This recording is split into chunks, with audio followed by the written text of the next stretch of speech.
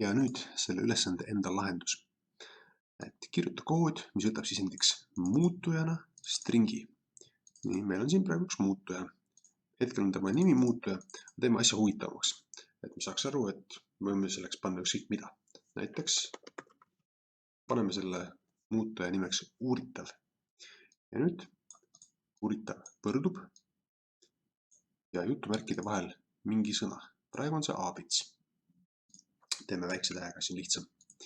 Nüüd võtab sisendiks muutujana stringi ja väljastab tõene, kui stringi esimene täht on täishäälik. No, kuidas seda asja lahendada? Kõigepealt ilmselt oleks meil vaja leida, mis on esimene täht.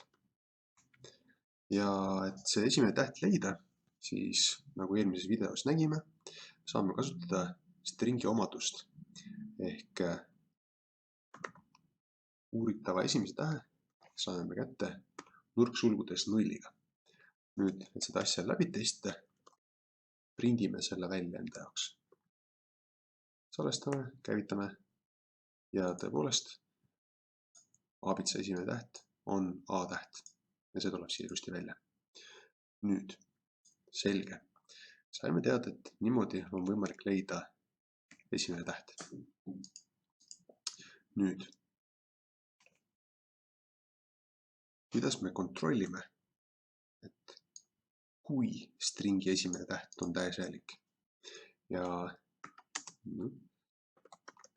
kontrollime, kas esimene on täishäälik. See kui me teame, et Pythonis on selleks vastaks if ja if meie uuritava esimene täht ehk siis uuritava esimene täht on täishäälik. Kuidas me saame seda kontrollida, kas ta on täishäälik? Selleks on üks hea lihtne moodus. Teeme väikse testi siin shellis. Et kas string A ehk täht A on in ehk siis kuulub siia selle stringi sisse A, E, I, O, U. No paneme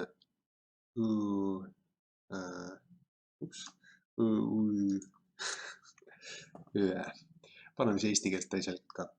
Et kas A kuulub nende täishäälikult hulka? Käivitame koodi ja näeme, et true, tõepoolest. A kuulub siia nende hulka. Aga kui me katsetame sama asja, aga paneme näiteks B, siis B puhul on false. B tähte tõepoolest siin täishäälikult hulgas ei ole. Ehk siis tuleme tagasi oma ülesande juurde. If uuritava esimene in A, E, I, O, U, Õ, Ä, Ö, Ü.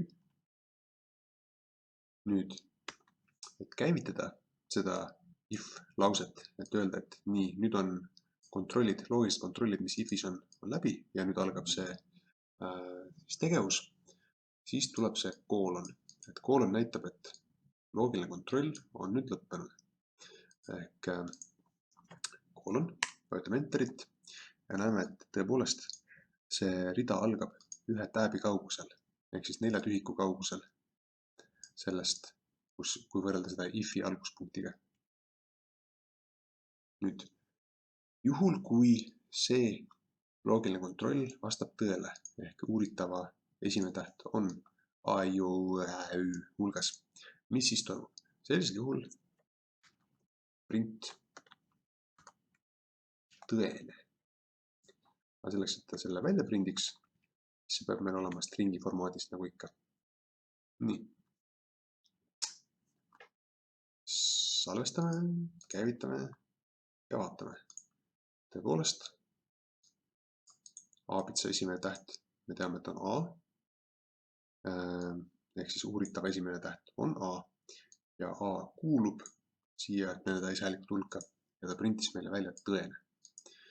Nüüd aga kui meil on uuritav sõna on hoopiski kaabits, mis siis saab? Salvestame, käivitame ja vaatame, mis saab. Mitte midagi ei saanud, sest et tõepoolest see kontroll osutus vääraks ja järelikult see siin ei käivitunud. Ja kuna see ei käivitunud, siis ei tulnudki midagi välja. Aga et see, ütleme, teeme ülesande natukene veel edasi, et else ehk juhul, kui see osa ei olnud tõene, mis siis toimub? Else print väär. Nii, salvestame, käivitame, vaatame, tõepoolest kaabits on väär, aga testime veel näiteks sõnaga UFO, salvestame, käivitame, tõene, testime sõnaga trollibuss, salvestame, käivitame, saame väär ja nüüd ongi meil olemas.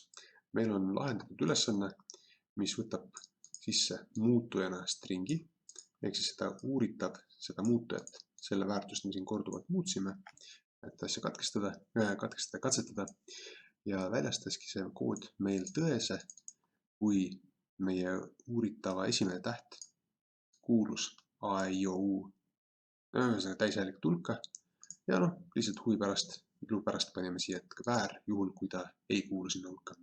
Ja nüüd see rida siin, mida me katsetamises kasutasime, see ei ole meile ka oluline tegelikult. Ehk see ei pea siin eraldi väljas olema. Kommenteerisin ta praegu välja, kustame ta üldse ära. Kontrollime, kas meie kood ikkagi töötab. Salvestame, käivitame. Tõepoolest, trollibuss ei alga täishäälikuga. Ja näiteks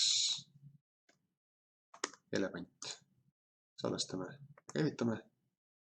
Elevant tõepoolest algab täishäälikuga ja tuleb välja tõene.